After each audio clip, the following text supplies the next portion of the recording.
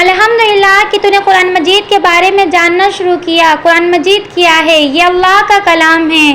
یہ سمجھ لو کہ یہ اللہ کی باتیں ہیں جس نے اپنے پیارے نبی محمد صلی اللہ علیہ وسلم پر حضرت جبرائیل علیہ السلام کے ذریعے بھیجی تاکہ ہم لوگوں کو معلوم ہو جائے کہ اللہ تعالیٰ کون ہے، دنیا میں کون کون سی باتیں کرنے کی ہیں جن سے اللہ تعالیٰ خوش ہو جاتا ہے، اور کون سی باتیں چھوڑنی ہیں جن سے اللہ تعالیٰ ناراض ہوتا ہے۔ مرنے کے بعد ہم لوگوں کو قیامت کے روز دوبارہ زندہ کیا جائے گا تاکہ جسے اللہ تعالیٰ اور اس کے رسول صلی اللہ علیہ وسلم کے بتائے ہوئے اچھے کام کیے ہوں تو اس کے بدلے اسے جنت ملے اور وہ اس میں ہمیشہ ہمیش رہے، اور جو اس کا جی چاہے اسے ملے۔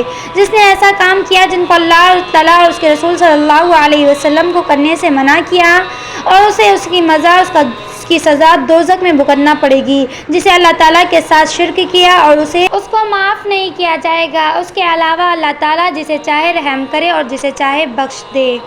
فائدہ: دنیا میں جو لوگ پہلے آئے ہیں انہیں اللہ تعالیٰ اور اس کے رسول کا کہنا نہیں مانا، اس کا انجام دنیا میں بھی خراب ہوگا اور مرنے کے بعد بھی دوزخ میں جائے گا، اور وہ لوگ جنہیں اچھے کام کیے، اللہ تعالیٰ اور اس کے رسول کا کہنا مانا، وہ اس دنیا میں بھی کامیابی ہوگی اور اس کے مرنے کے بعد بھی وہ جنت ملے گی۔ قرآن مجید کا مقصد معلوم ہونے کے بعد تمہارے دلوں میں یہ خیال آتا ہوگا کہ اللہ تعالیٰ کون ہے۔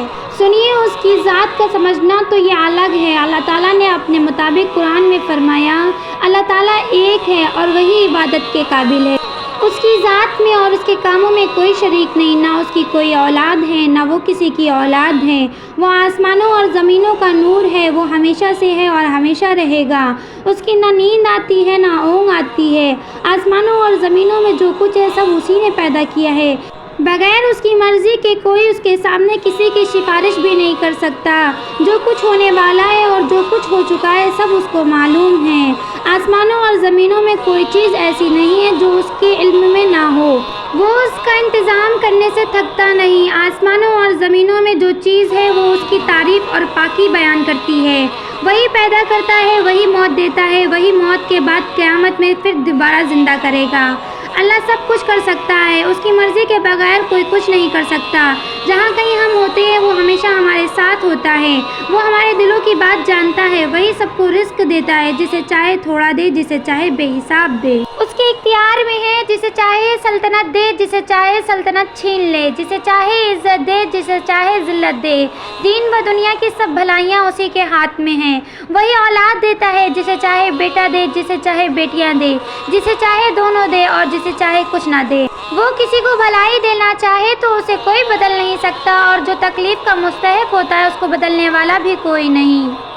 اسی نے آسمان، سورج، چاند، تارے، زمین اور ان کے درمیان جو کچھ ہے سب ہماری خدمت پر لگا دیا۔ اسی نے ہماری اچھی اچھی صورتیں بنا دی۔ اس نے ہم کو اس لیے پیدا کیا کہ ہم اس کی عبادت اور فرمانبرداری کر سکے۔ اس نے حضرت محمد مصطفیٰ صلی اللہ علیہ وسلم کو اپنا آخری نبی بنا کر بھیجا، اور حضرت محمد صلی اللہ علیہ وسلم پر اپنی آخری کلام قرآن مجید کو نازل فرمایا کہ میں اس کی حفاظت کروں گا۔